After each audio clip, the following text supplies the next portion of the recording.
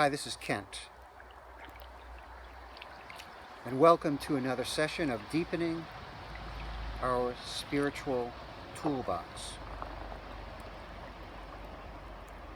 It's midwinter and I am paddling on the Ipswich River here on the North Shore of Massachusetts. It's one of my favorite rivers, and I've paddled each of the 4 seasons on this river. It's only about 15 minutes from my house to put in. And I've paddled different stretches. And each season there are gifts. Each season there are surprises. I always wanted to paddle when the snow was falling. So today I got my wish. It's snowing, it's beautiful, and surprise, as far as human beings, I'm the only one on the water. Who knew? So if you want to get away from the crowds, find a snowy, cold day and get on the water. I am bundled up. I have a thermos of hot coffee, so I'm good to go.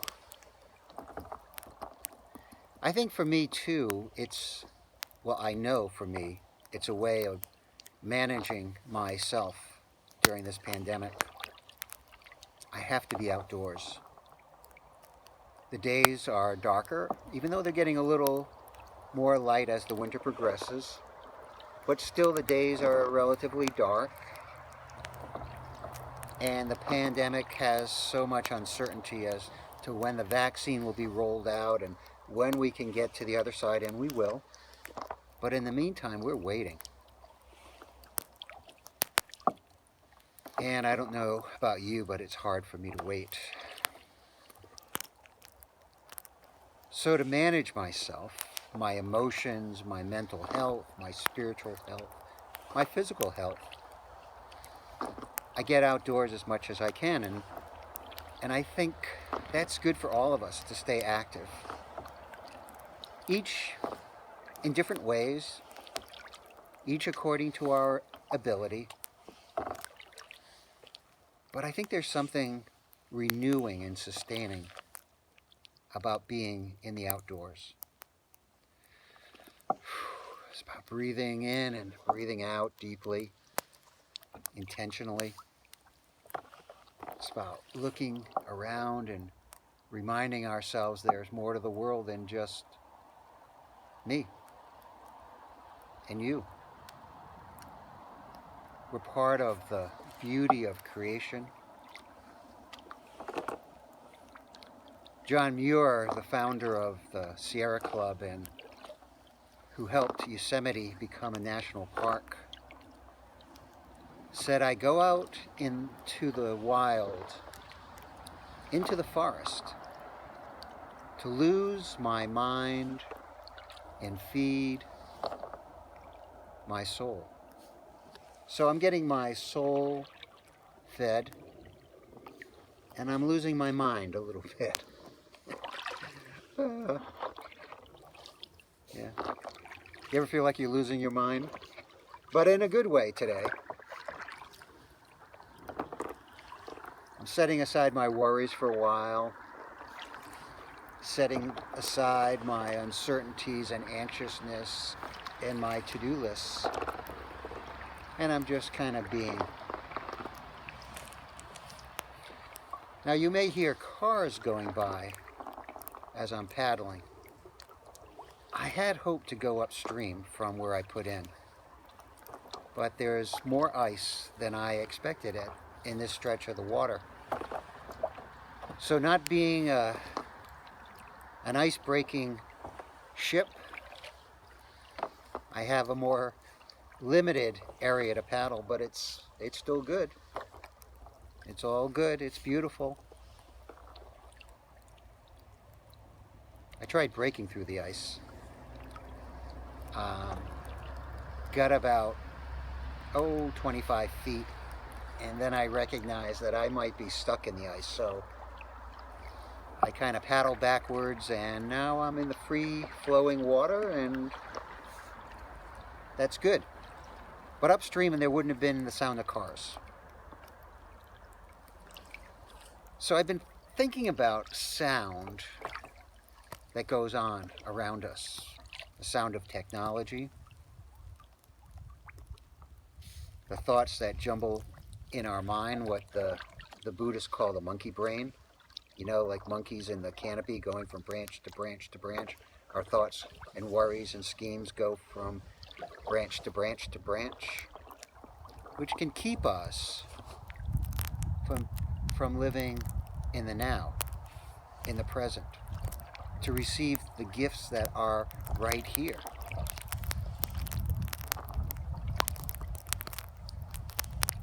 Thich Nhat Hanh, the Vietnamese Buddhist and teacher and prolific writer, has this mantra that I use when I feel anxious.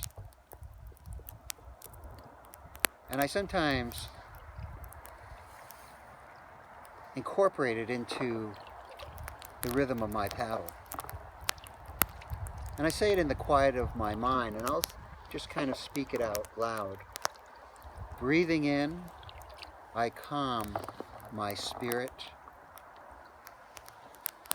Breathing out, I smile. Living in the moment, this is the only moment. You want to try that with me?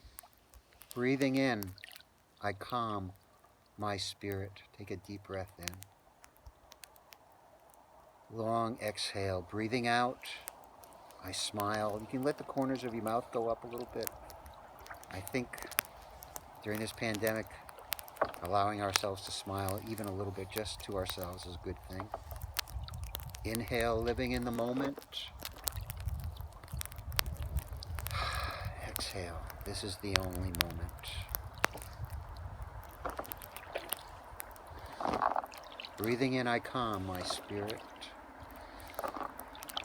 Breathing out, I smile. Living in the moment. This is the only moment.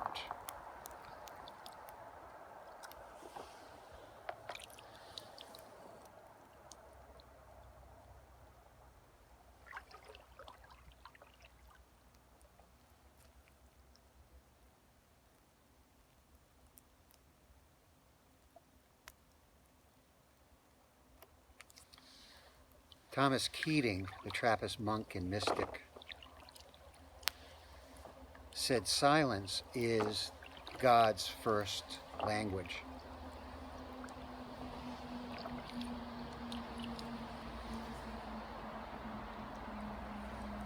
Silence is God's first language.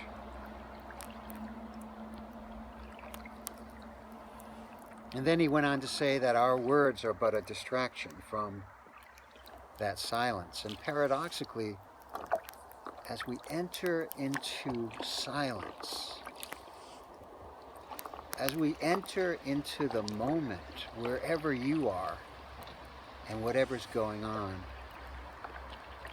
we find that great mystery, that divine mystery we call by many names, God, Spirit, Creator. Add in your word, mystery, source, love.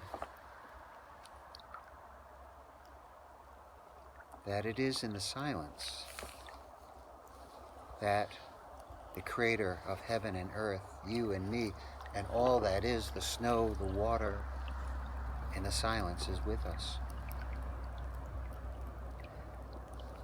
I think it's true. I think it's true. I am not a natural contemplative. I really am not. I love to talk. Love to think out loud. That's how I process. Yet, I think the older I'm becoming, the more I am embracing the silence. There's a great movie out now on Netflix. It's been out about a year or so. It's called The Sound of Metal. The Sound of Metal. I think it's on Netflix, maybe Prime. Check it out. The Sound of Metal. It's about a heavy metal drummer and a heavy metal singer. They're boyfriend and girlfriend. And the drummer is in recovery from addiction to drugs.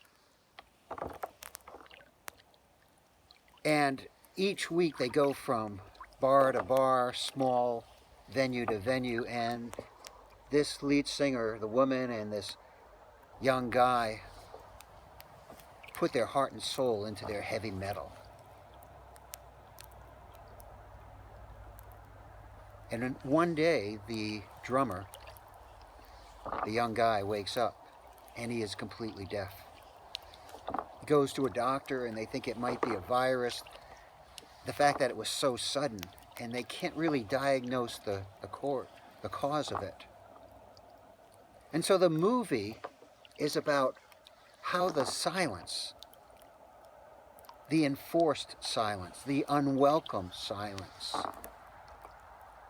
affects this young man, affects his relationship with his girlfriend, affects how he looks at the world, how he deals with his addictions.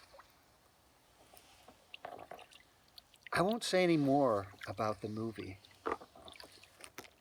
other than I came away with a renewed appreciation for the place of silence in our lives.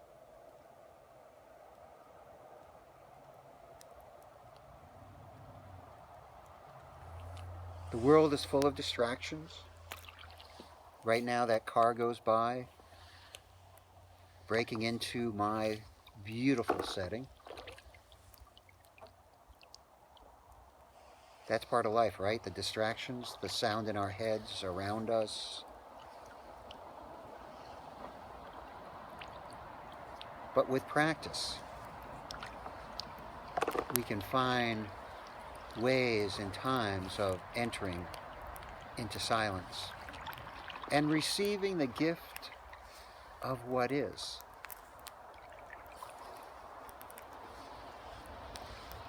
To find that great source of life is speaking into our complicated times and reminding us that we are not alone. My faith tradition teaches that we are known by name, that we are remembered.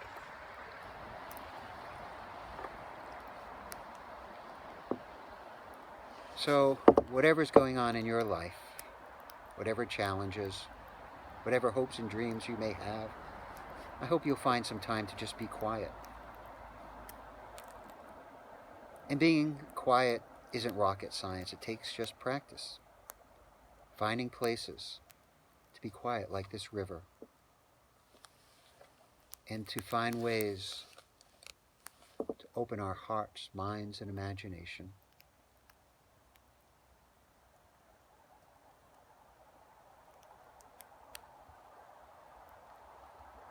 Breathing in, I calm my spirit. Breathing out, I smile. Living in the moment, with all its distractions and with all its gifts. This is the only moment. So I wish you well, I wish you health, and I wish you a very good and blessed day. Thanks for tuning in. Take care.